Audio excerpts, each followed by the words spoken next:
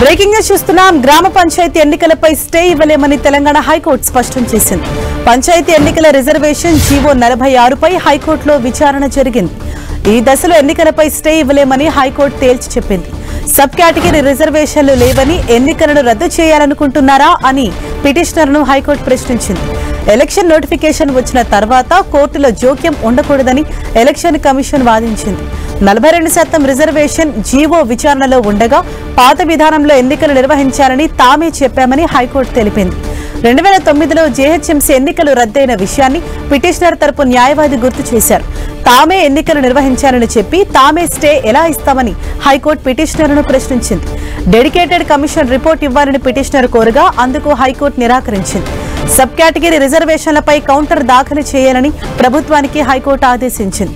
6 వారాల్లో కౌంటర్ దాఖలు చేయాలని ఆదేశించింది. తదుపరి విచారణ 8 వారాలకు వాయిదా వేసింది హైకోర్టు. ఇదే విషయంపై మరింత సమాచారం మా ప్రతినిధి కిరణ్ మనకు అందిస్తారు. కిరణ్,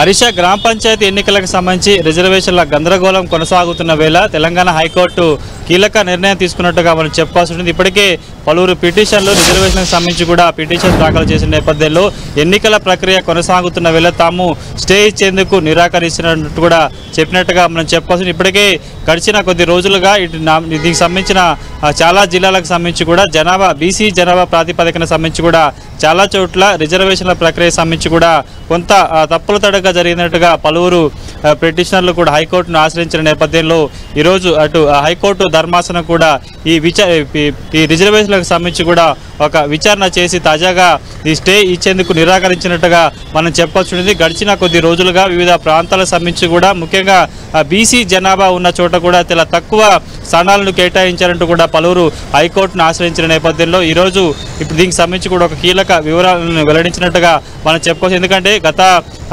జీవో నెంబర్ 42కు సంబంధించి కావచ్చు, కొంత దానికి సంబంధించి కొనసాగుతున్న వేళ తామే ఎన్నికలు నిర్వహించాలని చెప్పి ఇప్పుడు స్టే ఇవ్వడం అనేది సరైనది కాదు, ఇది ఎన్నికల వ్యవస్థకు సంబంధించి కూడా తాము కలగజేసుకోమంటూ కూడా చెప్పిన నేపథ్యంలో తాజాగా దీనికి సంబంధించి పూర్తి స్థాయిలో ఇక బీసీ సబ్ కేటగిరీ రిజర్వేషన్ సంబంధించి కూడా కొంత ఇటు హైకోర్టులో అటు దీనికి సంబంధించిన పూర్తి వివరాలను ఇవ్వాలంటూ కూడా ప్రభుత్వాన్ని ఆదేశించింది. 6 వారాల్లో అందుకు సంబంధించిన పూర్తి వివరాలను కూడా హైకోర్టుకు అందజేయాలంటూ కూడా చెప్పిన పరిస్థితి కనిపిస్తుంది. ఇక ఈ కేసుకు సంబంధించి 8 వారాల తర్వాత మరొకసారి విచారణ చేసినట్టుగా చెప్పుకొస్తుంది. కాబట్టి గడిచిన కొద్ది రోజులకు, ఎందుకంటే ఇప్పటికే 3 దశల్లో తెలంగాణలో గ్రామ పంచాయతీ ఎన్నికల సంబంధించి నిర్వహణకు సంబంధించి కూడా రాష్ట్ర ఎన్నికల కమిషన్ ఏర్పాట్లు చేసింది. ఇప్పటికే చాలా చోట్ల కూడా నామినేషన్లు దాఖలు చేసిన నేపథ్యంలో ప్రస్తుతం పిటిషన్లు కోరుతున్నట్టు స్టే ఇవ్వడం కుదరదంటూ కూడా తేల్చి చెప్పినట్టుగా మనం చెప్పుకోవాల్సి ఉంటుంది. Harisha, thank you Kiran.